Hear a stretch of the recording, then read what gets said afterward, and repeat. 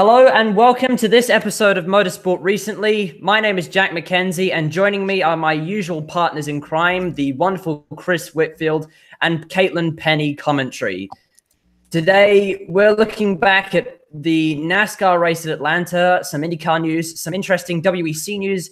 We'll discuss the Super GT entry list and, of course, some miscellaneous points and stories that we will have missed and will be covering at the end of the show.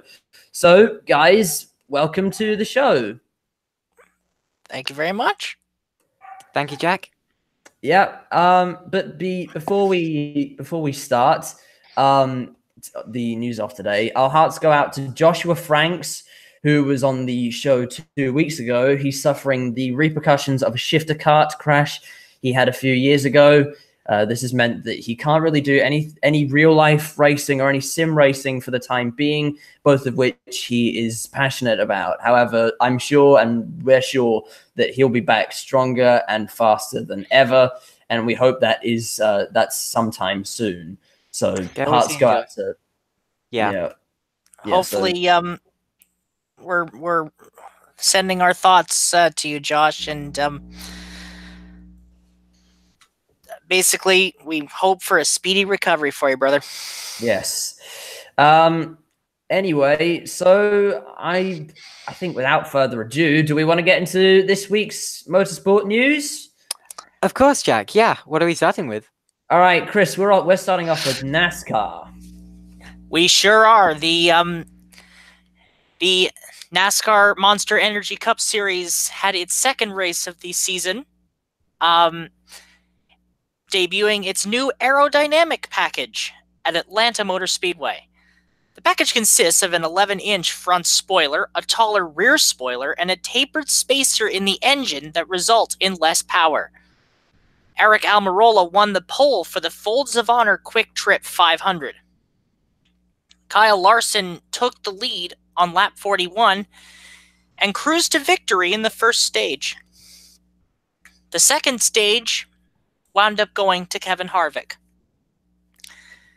It all unraveled on lap 222 for Kyle Busch, who blew a right rear tire on his Toyota, he did a masterful job at saving the car. I forget where he finished, but I should have written it down. But on lap 2, somewhere between 1st and 37th. On lap 271, while making his last pit stop, rookie Ryan Preece failed to avoid BJ McLeod's Rick Ware Racing number 52 car. No, you're not seeing a repeat of last week. A Rick Ware car did cause an accident in pit lane. When BJ stopped in the fast lane, 5 pit boxes away from the one he was going to be in, colliding with McLeod's car and taking Preece out of a certain top 10 finish. He would finish 34th. In the end, though, an ill Brad Keselowski beat a charging Martin Truex Jr. to win at Atlanta. The top 5 being Brad Keselowski, Martin Truex, Kurt Busch, Clint Bowyer, Kevin Harvick in 4th, and Clint Bowyer rounding out the top 5. Now, I will say the racing at Atlanta, I'm not sure whether this is the track or the new aero package, but it looks significantly better than what we saw at Daytona a few weeks ago. Well, it's a completely different track for a start, and also this aero package does have some promise. I will say that, like it is looking promising for 2019. They will be going to a different tapered spacer at Las Vegas this weekend, as per the list given to teams. So they'll be giving a separate tapered space that actually gives you more horsepower. So would you say that compared with other? How would this compare with other Atlanta races? Well, David Land said it best. It was your average. It was your typical Gen 6 race. It actually kind of reminded me a little bit of the early 2000s at Atlanta, like especially how Martin Truex was able to reel in Brad Keselowski. Had Ricky Stenhouse not held him up, there probably would have been a side-by-side finish coming to the line, much like in 2000 and 2001. All right. So would we say this is good progress? I'd say so. The thing is, you have to. This is still a relatively new package, but yeah, I'd say this was a good start, a good step in the right direction. Okay, so yes, okay, that's good to hear then. Are there any other thoughts before we move on? I think that's it for NASCAR this weekend. Next race is in Las Vegas. Yeah, on Sunday. I will say it was quite a clean race, though. So yeah, not particularly a lot to talk about from the world of NASCAR. Then it was not something. It was not like it was kind of difficult to find highlights for. In fairness, because most of the cautions were either stage finishes or debris. Anyway, so I'd say moving on, and for the first time in its podcast form, we Motorsport recently will be covering Super GT, which I'm quite excited about, and we start off with some interesting news because the entry list for the 2019 season has been released. And we'll be going through a couple of interesting changes that have happened throughout the field. Cue Jack squealing like a schoolgirl, as I think we all are. All right, then. So let's start with GT 500 then. The lineup on... So this is an interesting bit of news. Like, this is quite significant, actually. The lineup on the Calsonic number 12 car has changed, and the seats on 12 car will now be occupied by Daiki Sasaki and James Rossiter. Fan favorite Jan Mardenborough will join Mitsunori Takaboshi on the Kondo Racing number 24 lineup. And would you like to have a guess who he has replaced on that lineup?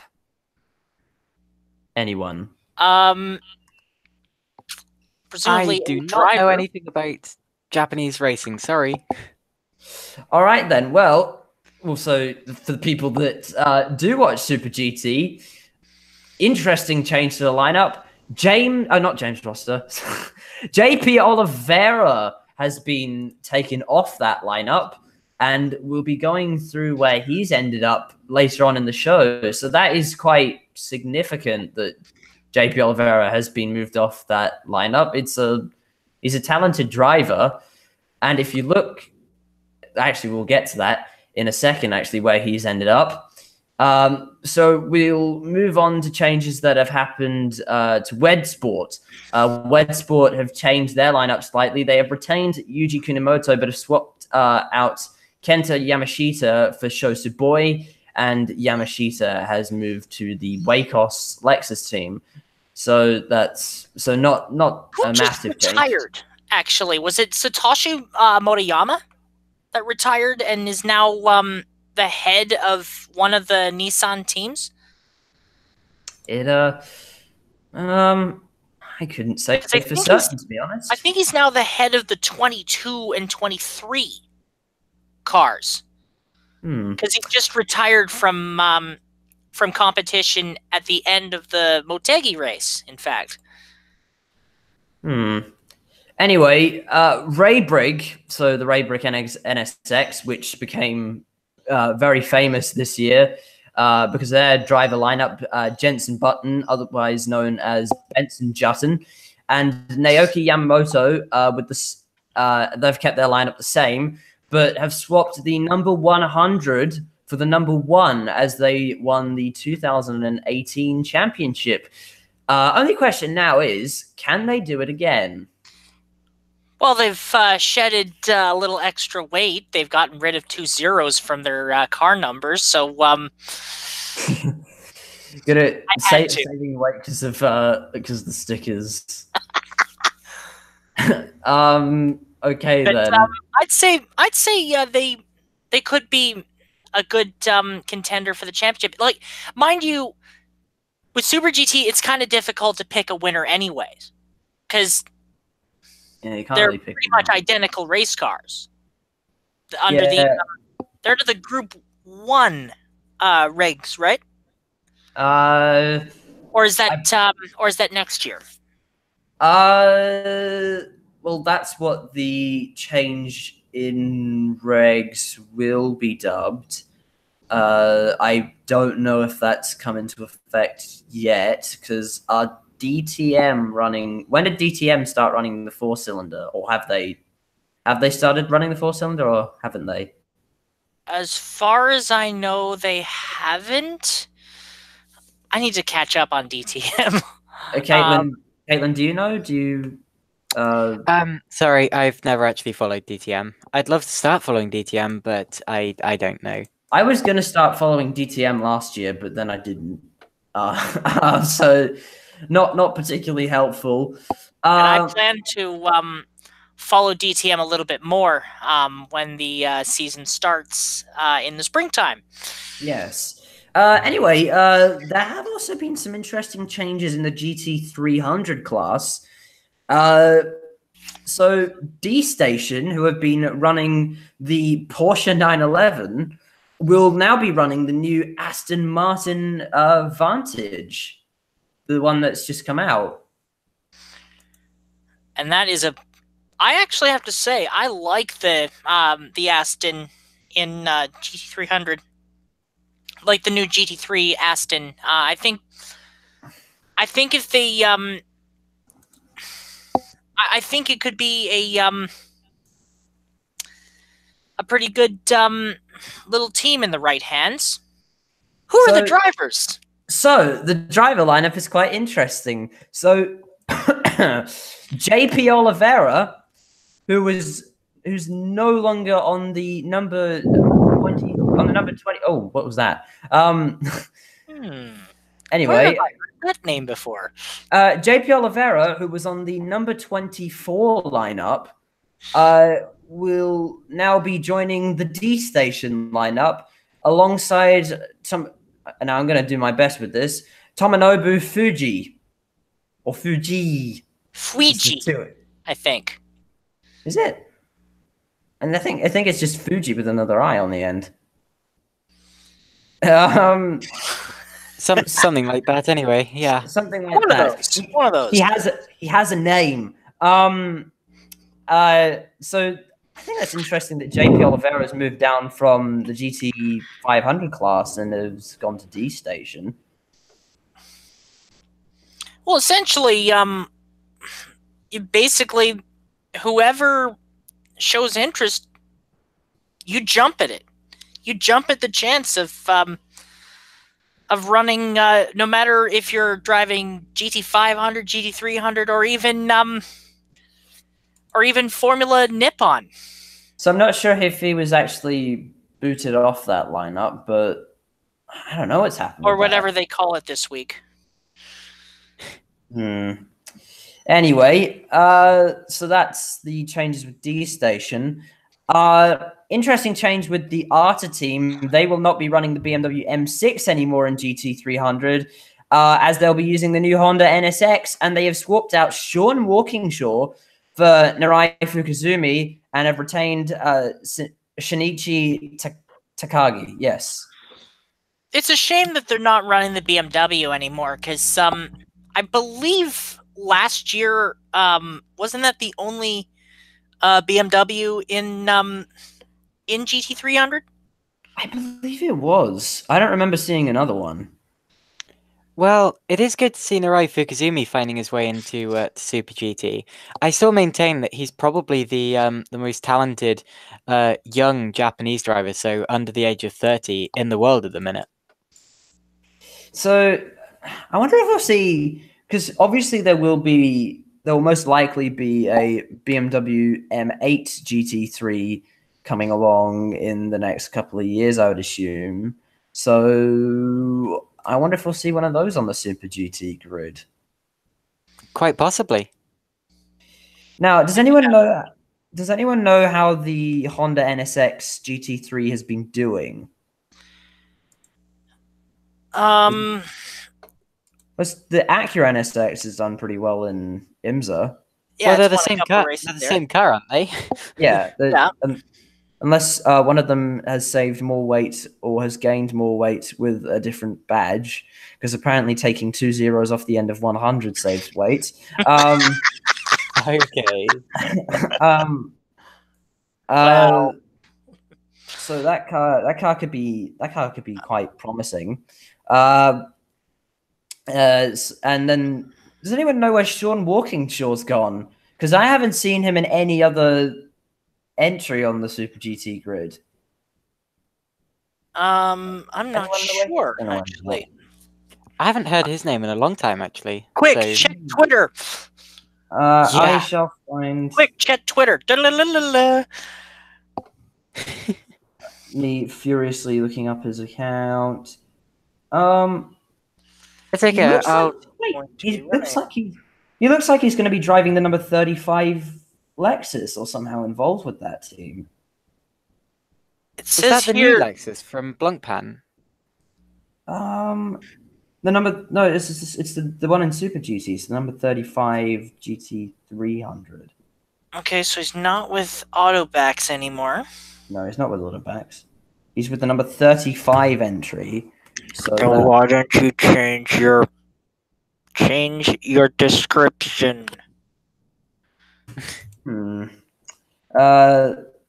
Let's jump onto the entry list. Let's see if he is in the number 30. Well, he was at the test.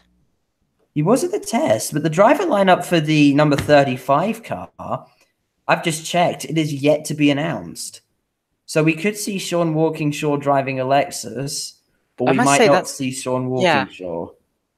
Pretty late for a driver lineup to still not be announced. I'm quite surprised by that. Well, in the past, I've seen teams get, like, not necessarily in Super GT, but in other series, I've seen teams be formed in a matter of weeks. It does happen. It's just not it's not ideal. Let's put it that way. No. Maybe they've just not announced it yet. Maybe they just want to, keep it interesting. So we may or may not see Sean Walkinshaw in Super GT. That seems to be. We're not sure what will happen with that.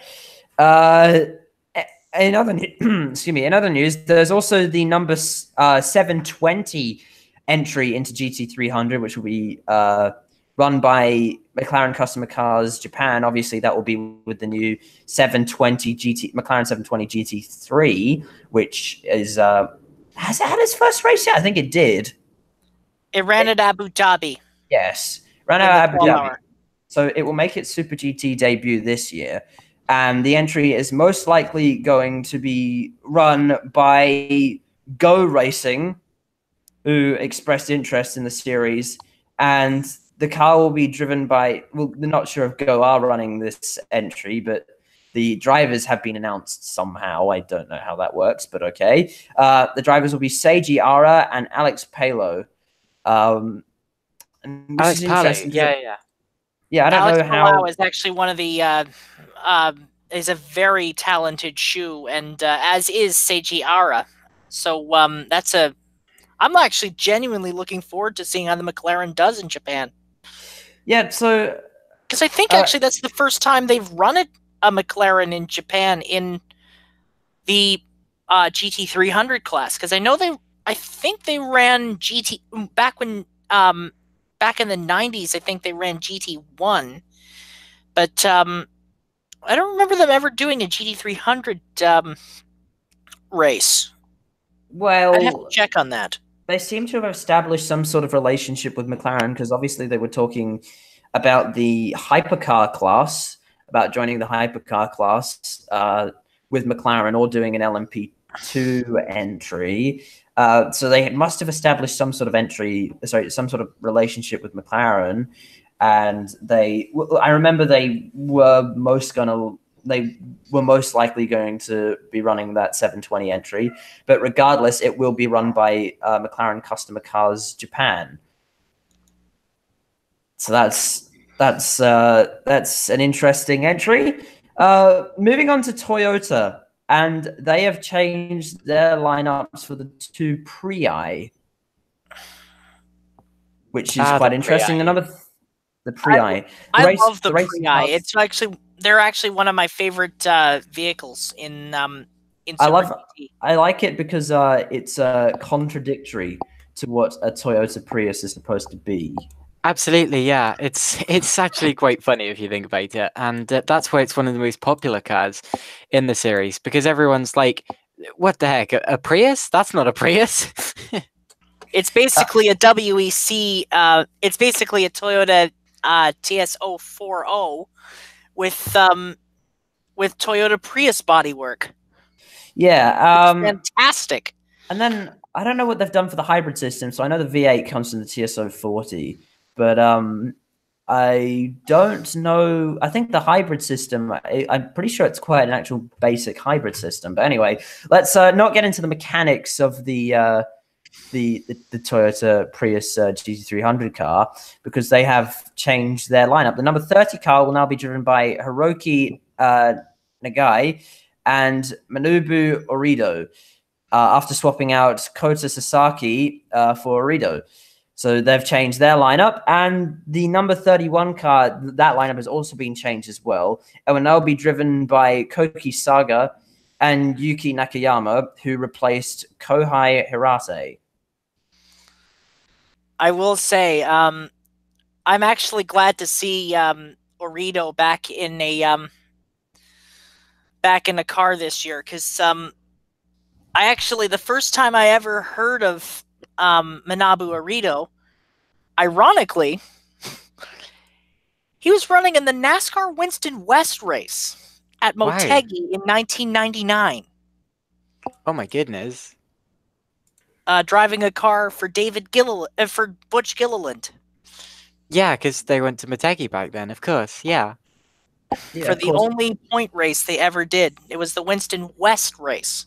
In other news, nobody needs to fret, because I'd say possibly the car with the biggest fan base in possibly all of Super GT, but mainly in the GT300 class, Hatsune Miku. Miku, Good Smile Racing. They have not changed their lineup, so nobody needs to worry.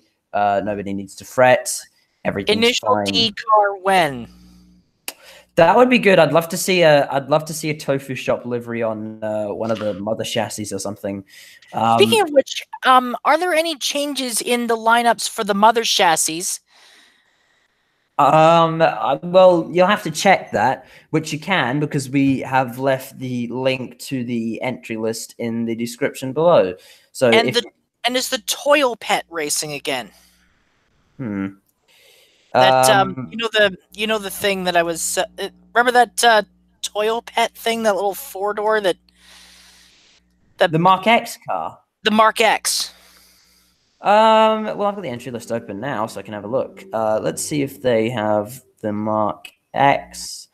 Yep, there is a Mark X, the number 52 car. The Saitama Toyo Pet, yes, that's Green Brave, Mark X, MC. So that's still on the grid. I'm just going to go out and say it. Subaru's going to either win or blow its engine trying. Well, I don't think there was any dispute over if that was going to happen or not. Now I'm going to try my best with these names, because I don't necessarily recognize them. But the Mark X car will be driven by Shigekazu Wakisaka and Hiroki Yoshida. Now, actually, no, I know who I've heard Yoshida before. I don't think I've heard Wakisaka before. So that's their lineup. And I could check to see. I'm going to check to see if that lineup has changed from last year. And the BRZ, it says here, is going to have Takuto Iguchi and Hideki Yamayuchi. The Mark X car did actually change its livery from last year. So did it last year? So they still had Wakisaka on the team last year, but the second driver for that team originally was Taku Bamba. Any relation to Earl? No, because it's spelled differently. This is spelled Bamba. So more kind of Asian spelling of the name. Yeah. All right. Of course, if you want to check out, see if your favorite driver and favorite drivers or favorite cars are still on the grid, the entry list is in the description below, so you can go have a look at that if you so please. So that pretty much concludes our little report on the Super GT entry list. And obviously, as I said, the entry list is in the description below, so you can go have a look at that. Should we move on to some IndyCar news? I like some IndyCar. All right, then. So this is quite an interesting week. This week, Fernando Alonso's number for this year's Indianapolis 500 was revealed. The Spanish driver, of course, will be running the race in a Chevrolet-powered McLaren entry, and the team have chosen the number 66. This is to pay homage to the 1972 race when Mark Donohue took victory in a Penske-run McLaren of the same number. McLaren took 18 wins in USAC and kart-sanctioned IndyCar events between the years of 1973 and 1979. Mark Donohue actually won the race in 1972 in a Penske-run McLaren, the M16. That wasn't an actual McLaren factory entry, but they were just running that car.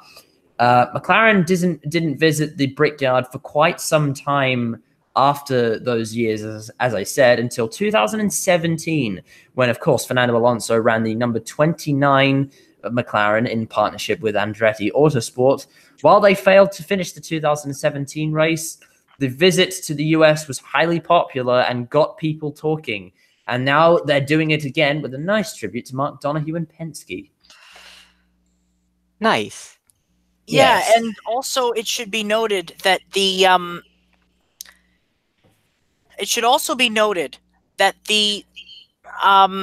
that they do have a technical alliance, McLaren does, with Carlin Racing, which was actually quite surprising. That is I surprising. didn't know that. That is quite surprising. Quite surprising to see Carlin Racing running a So will it be funded by McLaren, and will McLaren actually have the most bearing on that project? Because I'll be honest here, if I was the McLaren bosses, I wouldn't have chosen Carlin to run my car. I think McLaren is footing the bill. It's just a technical alliance with an existing Chevrolet team. For the 500. And I wouldn't be surprised if they do a couple more races, honestly. At least that's what I hope. I don't think I see them doing, because I think they've pointed out that their one and only goal is the Indianapolis 500. I don't think they're they'll have won the Blue Ribbon event, so I don't really see any point in them trying to pursue some of the other races.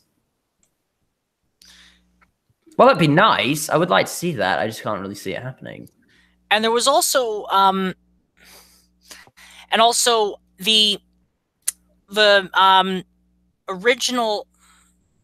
Yes, it will be sponsored by it'll be sponsored by AutoNation Chevy. Like AutoNation Chevrolet .com, which is a website that we wouldn't mind getting a sponsor to, but I think any sponsor would be good, actually. Motorsport recently brought to you by Insert name here. Al Jolson. But there was also some other news in IndyCar this week regarding qualifying for the Indy 500. And would you like to tell us about that? I would, yes. This is going well. This is going well. So what's happened then? Okay, so last year, Bump Day was kind of a bit farcical. Let's be honest. Bump Day was fantastic. Well, unless you were trying to get back into the field, and a guy going into the top, trying to bump his way into the Fast Nine, Alexander Rossi. Well, okay, so I will say Bump Day last year, you have to admit it was pretty good because it did get it got a lot of people interested because it was controversial. Yes, and I think the person who probably disliked it the most was James Hinchcliffe. Well, actually, James fans. If you've listened to James Hinchcliffe's podcast, which he does have one, and it's actually quite good. He actually said that he wouldn't have had it any other way, and he doesn't. I mean, he accepts that was unfortunate. But he wouldn't have had it any other way. He didn't want to be necessarily brought back into the race and ruin someone else's chances. So he has pretty much expressed that he fully understands what has happened, what happened with that. Hopefully we will see him in this year's race, though, because I wouldn't want the same thing to happen twice to him. Okay, so here is the schedule for the 500.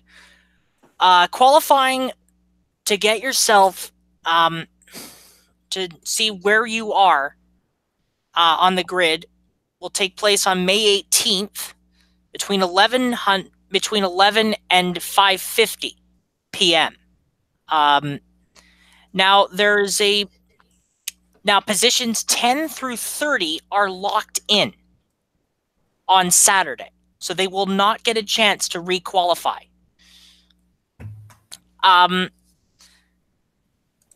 Then on the Sunday, between 12:15 and 1:15 will be the last row shootout. So basically positions 31 to 33 with one attempt each for each car. So basically, if you're bumped out, that's it. One and done. It's over. And then at 1:15 or shortly afterwards, depending on crashes and cleanup and the like, is the Fast 9 shootout, which is also one attempt at a 4-lap run. So basically, whoever is in,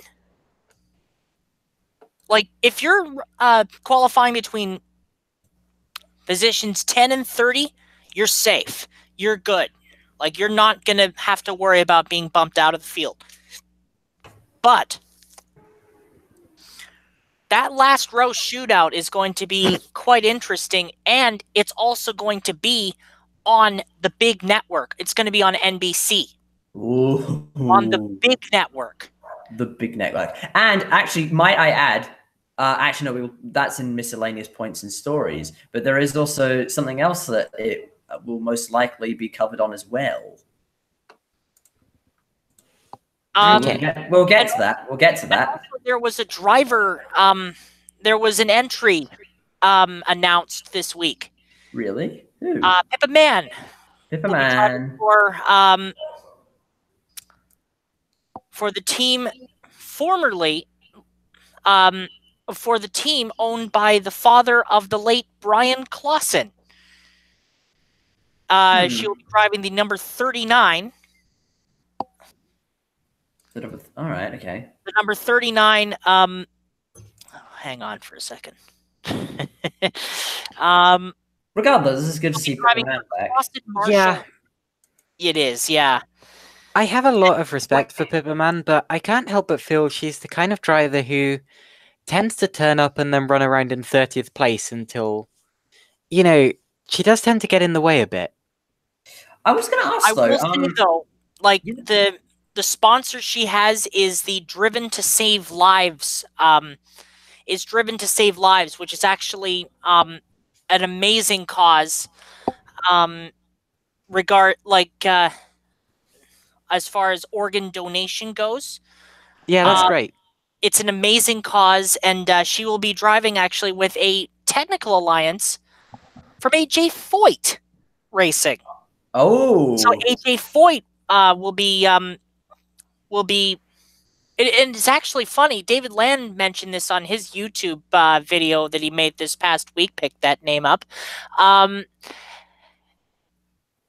The car actually was originally Stephen Wilson's rookie car. So, right. Will Stephen Wilson be back? We don't know. I was also going to ask, you know how Danica Patrick's race last year ended somewhat unceremoniously? Is there Spin, crunch, yes.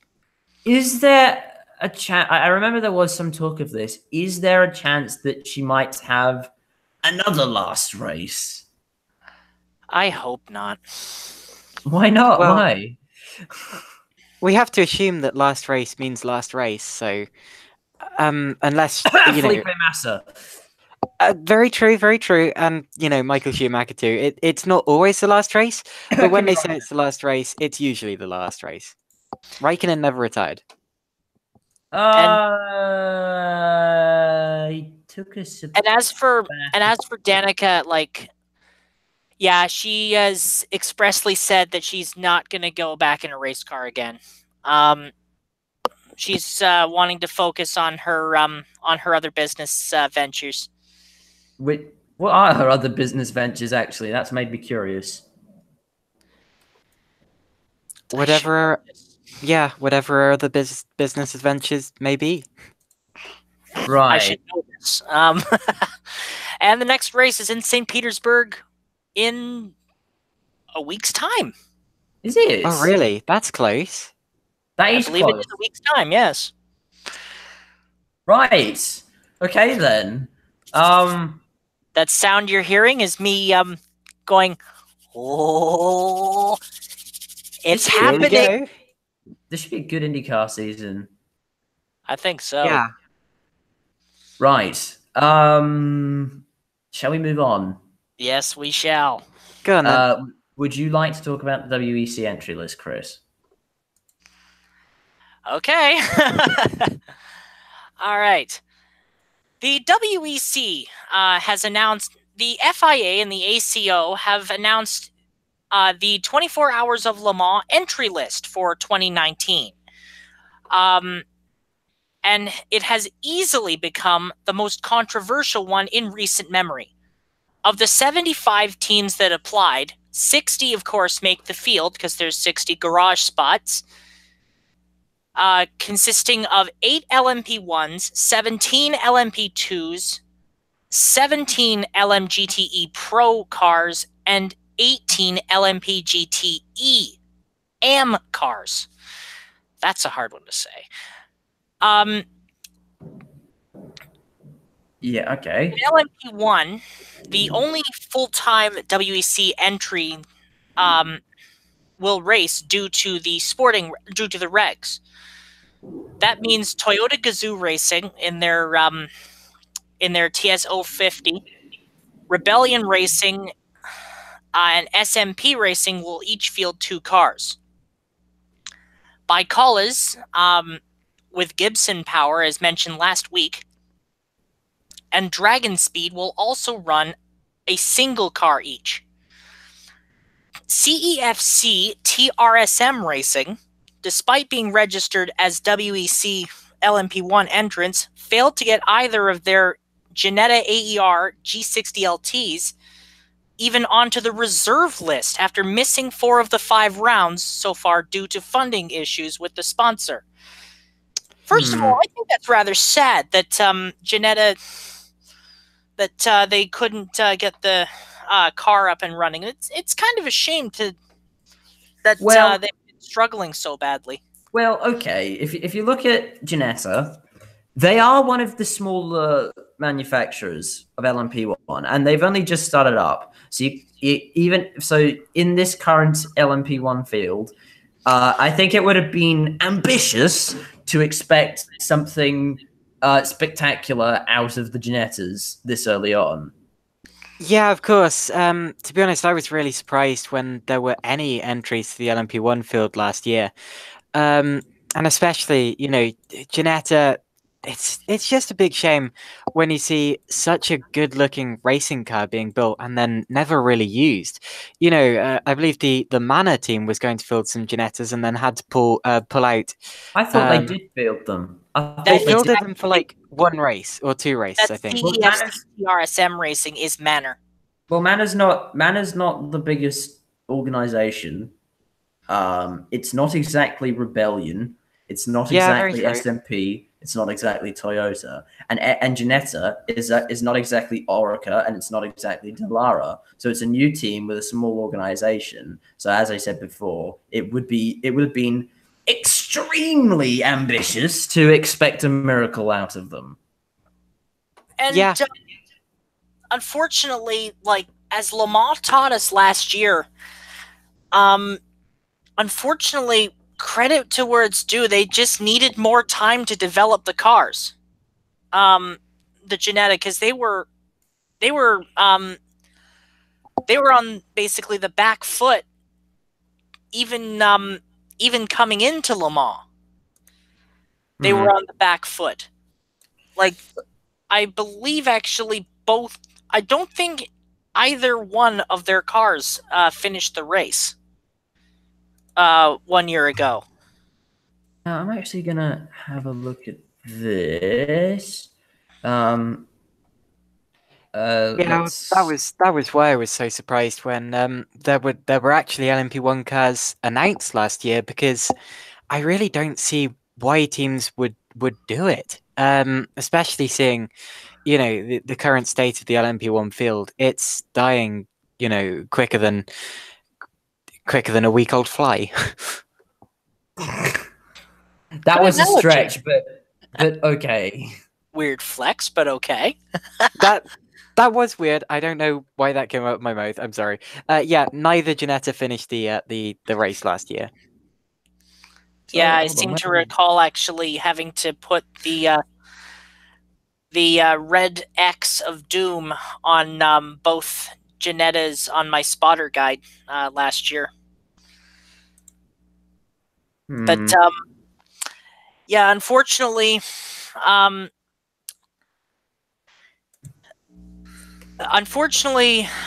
the ACO got some stick over the next class, which would be GTE. Which would be LMP2. LMP2, okay, sorry. LMP2 sees WEC entrants TDS Racing, Racing Team Nederland, Dragon Speed, Signatech Alpine Matmut, Orica 07, Jackie Chan DC Racing with 2 cars, and Larbra Competition joined by the number 22 United Autosport car, Panis Barthez Competition, Algarve Pro, G-Drive, Inter-Europol Competition, Graph SO24, RLR M Sport, CTLR Racing, EDEX Sport, and ARC Bratislava. The field comprises of 10 Oricas. Well, if you include the Alpine, which isn't an Alpine, it's actually an Orica, as mentioned before. 5 Ligiers and 2 Dallaras.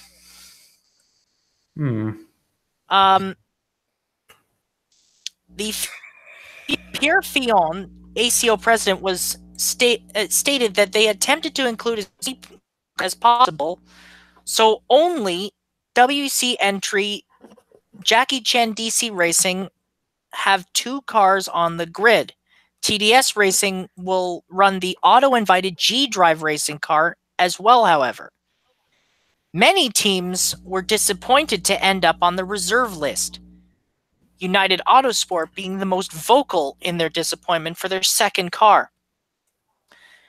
It's partially, this is down to the LMP2 entry being the smallest of the current generation of cars, with 20 last year, and an LMP2 record for all generations of 25 cars in 2017.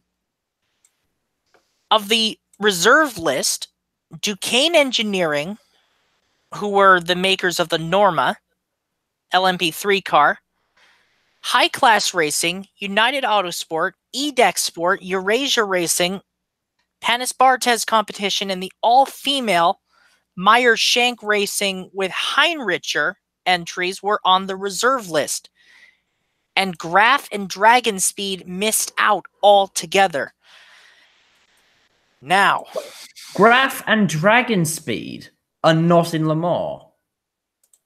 Well, Dragon Speed's in with their LMP1 car, right? Yeah, I know, but like... And LMP2. They have 2 LMP2s, but apparently they had... They did try to enter a third one. Okay. So did they have even Or one? actually, no, they had only one. The 18... The car for Maldonado. I don't think the second one actually... I don't think the second car is actually a full season entry in the ELMS. And then there's Graf, so a Graf not in it at all then. Yeah, Graf missed out altogether. Now I will say that is huge news. That's a bit strange that it's people like Graf and Dragon Speed got denied an entry. And the thing is, this was so poorly executed by the ACO that 7 of the entries, 8 of the entries that are on the reserve list, 8 of the 10 are ELMS regulars. Eurasia missed it from the Asian Le Mans, got their invite, but missed out. They were from the Asian Le Mans series. And the Meyer Shank car represents IMSA. And all I can say is, yeah, they really screwed up on this one. Because United Autosport should have had 2 cars, one for the Asian Championship, which they won handily, and one for the ELMS. The 32 is not in. Why is that? Why can't you get this right? So an automatically invited car hasn't been automatically invited? They're saying that the 22 is actually the they're saying that the United Autosport car was actually the Asian car is actually represented by the number 22 car. And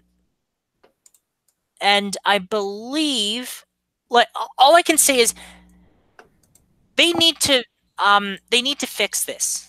They need to fix the selection process. You have 2, Ford brings 2 extra Ford GTs, which we'll get to on miscellaneous points and stories that we missed and therefore are covering now. Bing. And also Porsche has 2 GTE Pro entries. Those 4 could easily be the 4 reserve teams. They could be Duquesne, High Class, United Autosport, and Eurasia. All 4 of them could be in. You are not particularly happy about this, I am not. I am not happy. I'm enjoying this. Although I will say, the number 83 that was added. The Kessel Racing Ferrari. Yeah. Features, I believe, the first all-female lineup at Le Mans. Or am I getting that wrong? Isn't that the LMP2 entry? No, that's a GTE car. It's a Ferrari. But Maya Shankar also running an all-female. Meyer Shank were going to, with help from, I forget who they were getting help from. I think it was Algarve Pro that they were going to be getting help from for their entry, but they're not, unfortunately, getting in because the Meyer Shank car is 9th. It is the 9th reserve, which means 9 left. Unfortunately, not. But yeah, like it was. I've got 2 more classes to cover. Yes. Yeah. Okay. Review. Are we up to GT Pro now? We are, yes. Well, I don't think you can be disappointed about this about GT Pro because it's always a good class. Yes.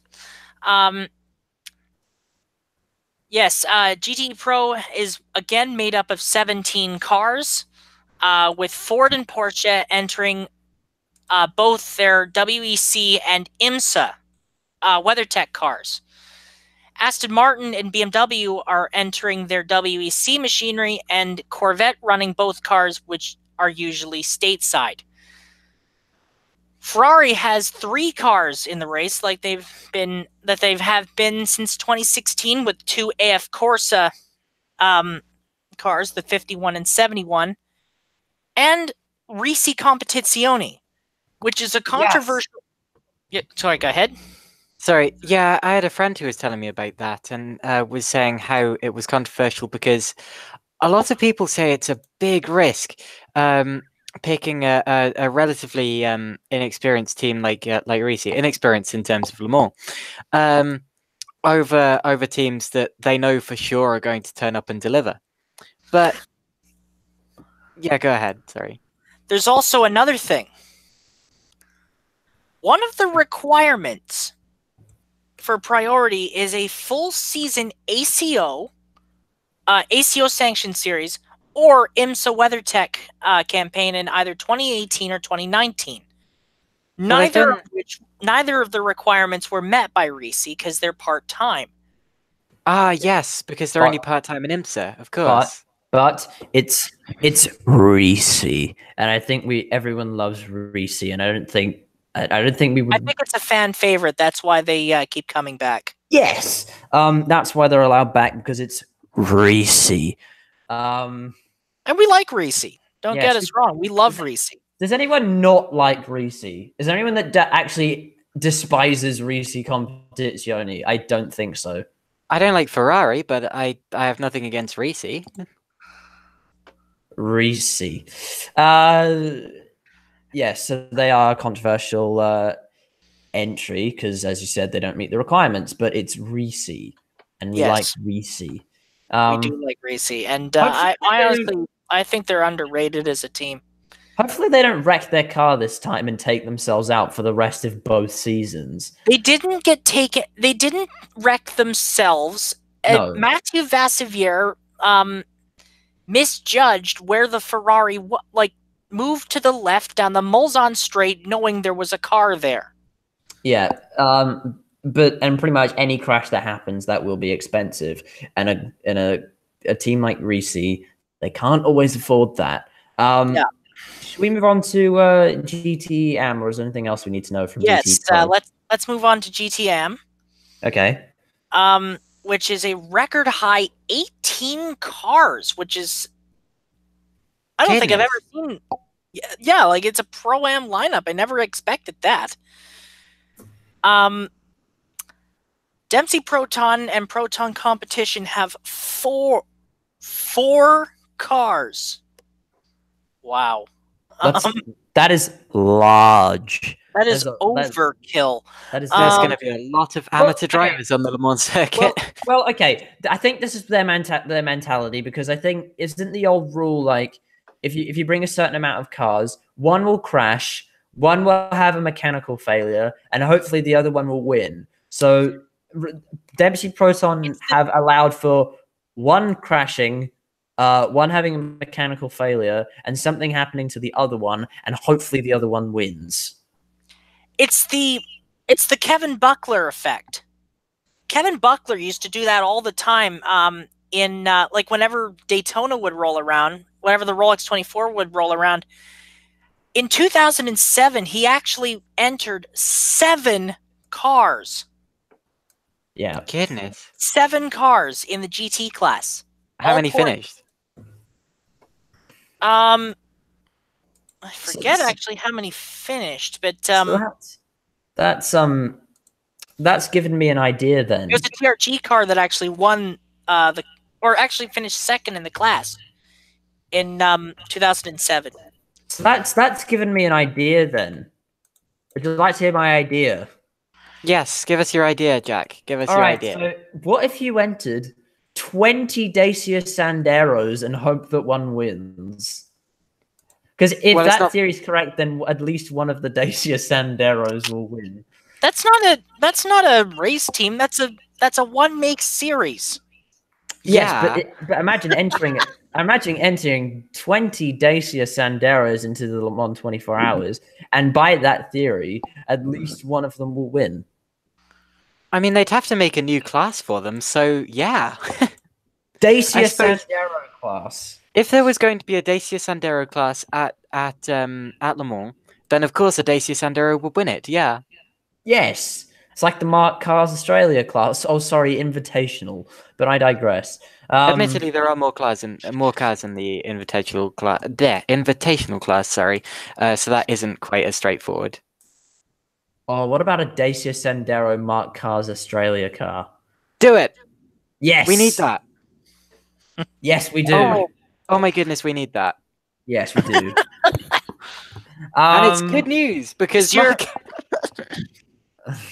I'm sorry, Mr. Fillon, please hire us.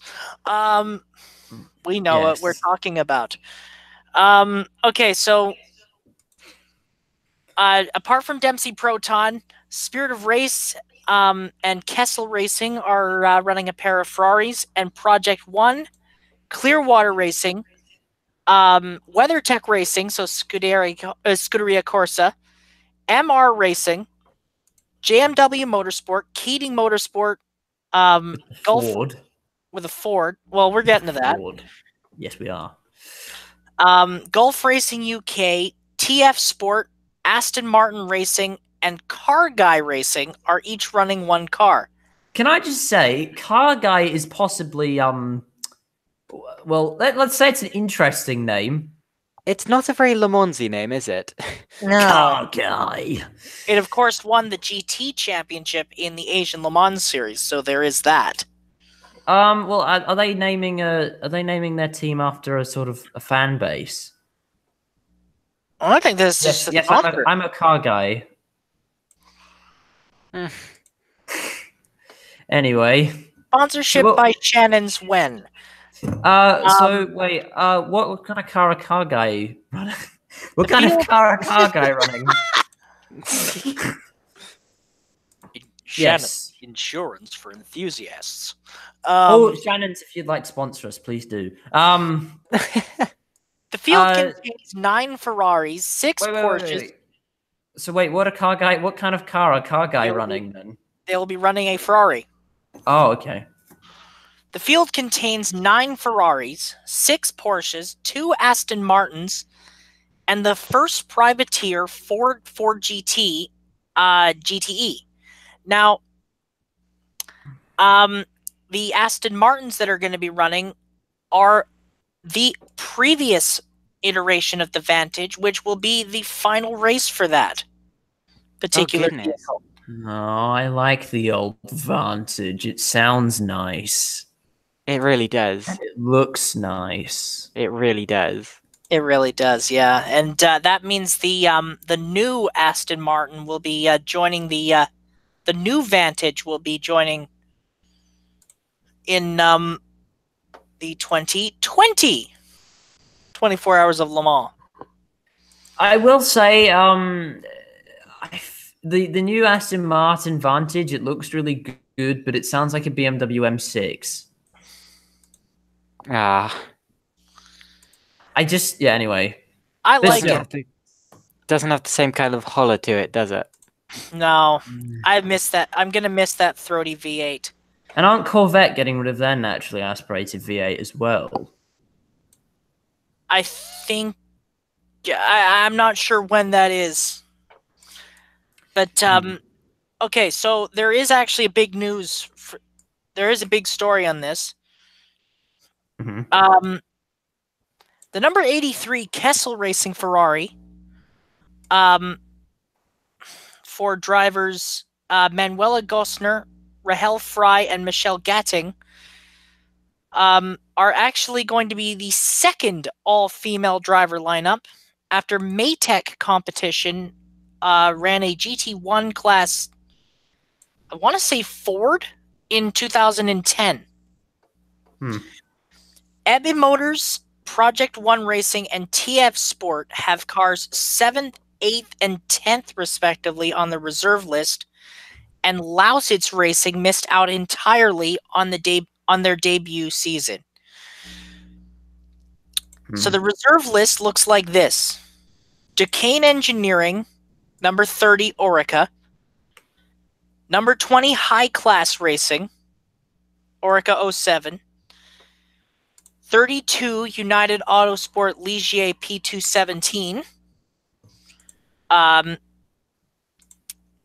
The top three being from the European series. Then Eurasia, with the number 33 entry, missed the reserve. Panis Barthez, with the number 24 car, which was a big surprise as well. The 27 EDEX Sport. Number 80 Ebbe Motors Porsche. The second Project One car, number 58. The Meyer Shank Racing with Heinricher Orica 07. And the 10th place car was the number 79 TF Sport Red River Sport Aston Martin Vantage AMR in the GTE M class.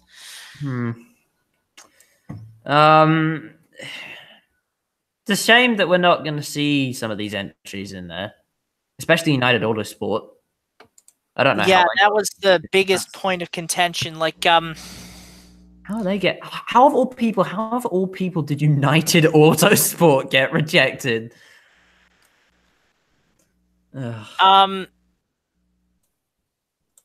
Their tweet about it was truly disappointed to only have one entry at this year's LM24, having won one in Asian LMS.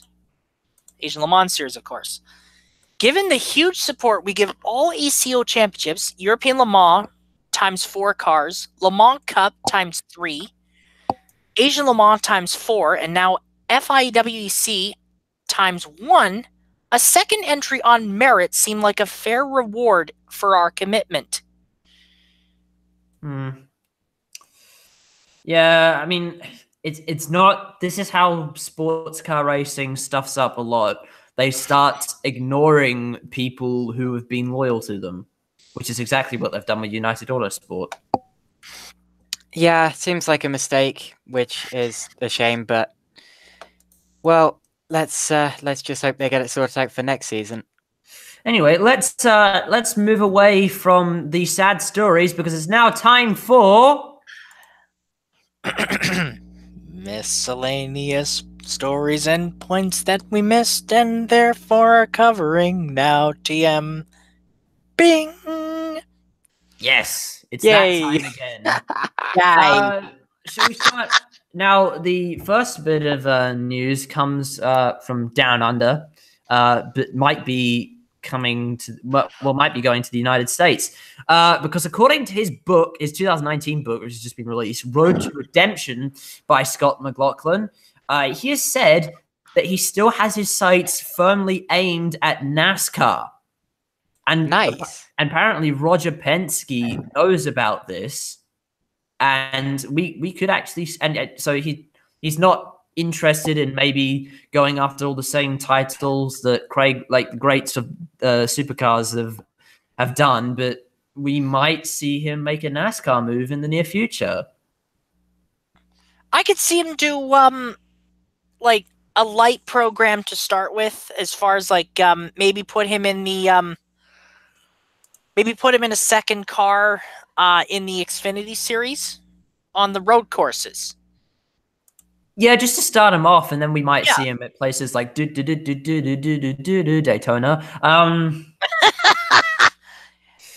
You have to keep in mind, those out there watching this, that Jack has had that stuck in his head since the since before the Rolex 24. But Yeah. we will actually have if all goes to plan, we will actually have our first chance to play that, because I will be doing the Oz New Zealand combined special event at Daytona, which I'll be recording, and then I'll play that at the end of it. Jolly good. Yes. I can't wait to see that. I'll also be posting soon some of my exploits in the Oz New Zealand combined Ferrari F355 challenge. Of course, that's all on Project Cars 2. And we won't spoil any results for you. No, we won't. Moving on to some WEC news. What's happened with Ford GT lineup for the Sebring 1000 miles? Their two WEC cars have added two very two very talented shoes.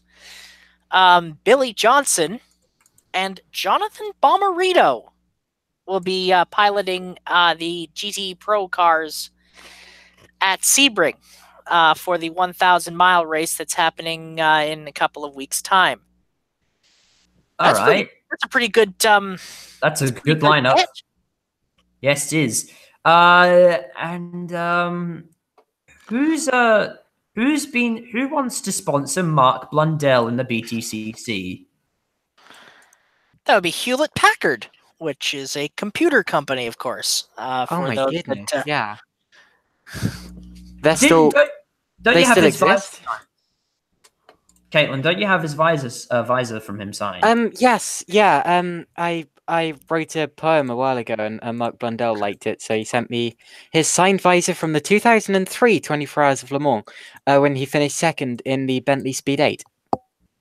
Yes. And that's currently sitting on top of my computer cabinet, and it's probably my most prized possession. Yeah, so Mark Blundell is a sponsorship. For the first time, news from the world of Formula 2. Mick Schumacher has topped F2 testing with Jack Aitken in second. And Caitlin, would you like to cover this in slightly more detail? Yes, so Formula 2 has had 3 days of testing at the Jerez circuit in Spain, and it's Mick Schumacher, as you mentioned, who has taken the top time. That, of course, has got the fans absolutely erupting because, well, let's face it, it's Mick Schumacher. In terms of laps, though, he didn't actually do that many. That's 199 in total, which is actually over 60 laps behind the top lappers, including the ART Grand Prix squad of Nick De Vries and Nikita Mazepin, with De Vries doing the most laps with 260. Nick De Vries, I should point out, is actually the driver going into the series who I have predicted for this year's title. After he finished 4th last year, I can imagine that he's going to be really, really pushing for it this year. He's actually, he's still really, well, he's one of the youngest drivers compared to experience, if that makes sense, that I know of in, sorry, I'm getting a bit distracted. Yeah, that I know of in racing at the minute. Because I remember watching him racing in Formula Renault 3.5 several years ago, when he was only, I think he was about 17 or 18 years old. It was, yeah, he was quite ridiculously young at the time. Still only 24 now, which, yeah, it's it's relatively old for a driver looking to win the Formula 2 championship these days. But yeah, trust me, this is going to be his year. So yes, so we could possibly see Mick Schumacher become sort of the new Charles Leclerc in Formula 2, possibly. Yeah, maybe. it's going to be close between those two. Mick Schumacher, Nick De Vries, they can both challenge for it. We've seen so far this year that that Schumacher is, very, very fast. Also, drivers to look out for, I'd say, Jack Aitken. He's been signed for another year as Renault test driver, I believe. Nicholas Latifi is also a driver who's been involved with Racing Point and Renault in the past. He's going to be one to look out for. And then also possibly Louis Delatraz, but he really needs to gain some consistency if he's going to challenge. But yeah, definitely my top picks for the title this year. Nick De Vries, who is the driver who I think is going to take it, Jack Aitken and Mick Schumacher. It's going to be a close year. So, in other news, this is a bit of sad news. Ford have announced that they will be ending the factory GTE program. Now, Chris, what is going on here? Chris? Chris, are you there? Oh no, have we lost Chris? Hopefully not. That's not Cully. good to have. Oh. Okay, I'll drop him a message. We might move on to a story that he's not. Oh, Chris. Well, was that Chris? No. Looks like that's this week's glitch. Hopefully. Oh, we've got a message from him. Yeah, no, that was me. Sorry, that was you pinging. Right. So we won't be talking about that. So moving on to some other interesting news. IndyCar will be covered on Sky Sports F1. Yay! I so wish I had Sky Sports F1. So I think that's really interesting because now British fans, well, you still get to watch IndyCar. What do you watch IndyCar on? I watch them when they're uploaded afterwards on YouTube, so I watch them late. Right. Okay. Chrome decided to freeze. Oh dear. Okay. Oh no. Okay, so that's Chris's problem. Yes. So that will be interesting. So now British fans will be able to enjoy IndyCar. I wonder who that's going to be covered. I wonder who the commentators are going to be. That'd be interesting to see. That will be. Yeah. Imagine David Croft covering the Indianapolis 500. Oh, can I do it? Oh yeah, that'd actually be really nice to see. I'd love to do it, but I'm I've never worked with Sky Sports, so maybe in the future. Chris says I'll be back. Eventually. Okay. So that's interesting. Now, annoyingly, we've gotten up to a part that Chris would actually have liked to cover a lot. So we might. Well, if he can manage to get back on, we might leave that. Judging by the story that's coming up, I think we should wait for Chris to come back on. Chris wants us to do it. Does that mean? What does he want us to do? I'm worried. I guess I'm going to say the next sentence. Hailie Deegan won her second NASCAR K&N West Series race at the dirt track at Las Vegas Motor Speedway and has been announced to run 6 ARCA races with Venturini Motorsports. Okay. So Hailie Deegan, from memory, was famously the first female to win a NASCAR race. Yes. What was that event that she won? It was a dirt track. Yeah. So it seems she goes well on dirt. I must admit, I'm really not a fan of dirt track racing. Then again, I'm not a fan of NASCAR in general. But I was talking to Chris yesterday, and we were saying, I said to him, well, winning on a dirt track's not exactly going to help you in the Cup Series. And he said, well, actually it will, because it helps car control and stuff. And all I could think of was turn right to go left. Turn right to go left. I was just thinking that. Yes. So that was yeah. So that was that was somewhat interesting. Now, let me just do something. Now we need to cover the issue of the Ford GT. I've got a story. So Right, I've recently found out that a good friend of mine, Charlie Martin, is going to be racing in the Le Mans Cup this year with a Ligier. So that's going to be really exciting. I haven't actually heard what team she's going to be racing for, but yeah, I'm really happy for my friend Charlie Martin, and I will certainly be cheering her on in that league. Yeah, I'm really thrilled. And I have returned. hooray! Hey there, Chris. Okay, so on the Ford thing. Yes. On the Ford thing. I was talking actually with David Land last night on Twitter. Again, pick that name up. Apparently, they're going to be running a Ford DPI next year in the IMSA WeatherTech series. Although this is not confirmed by Ford, they have been working on one. According to Marshall Pruitt. Now, this, of course, will signal the end of the factory support for the GTE car that they've been running for the past. God, has it been 3 years already? Wow. Yes, because the first race for the Ford GT was 2016, I believe.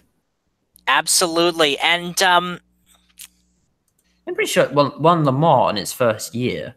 In fact, yes, it's possible. It's in been the famous Ford versus Ferrari battle. Yes, and it's actually been, I would say it's possibly been one of the most successful GTE/GTLM cars. Yeah, I'd say so. Yeah, especially in the short time that it's had. And so that's impressive. Yeah, they will be running a Multimatic Riley with the V6 engine that they've been running in the GT, which is actually the same engine they ran in the Daytona prototype that they ran up until 2016. From 2014 to 2016, they ran a Ford V6 engine similar to the one in the GT in the Riley Daytona prototype. All right. So And also, did you guys cover the well, I read it out. Yes.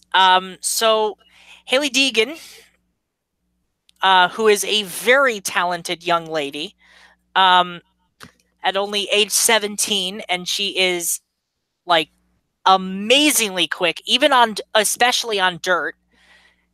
She won the Canon West Series race at Las Vegas and is now the championship leader. She's the point leader in the she is actually marking the first time that a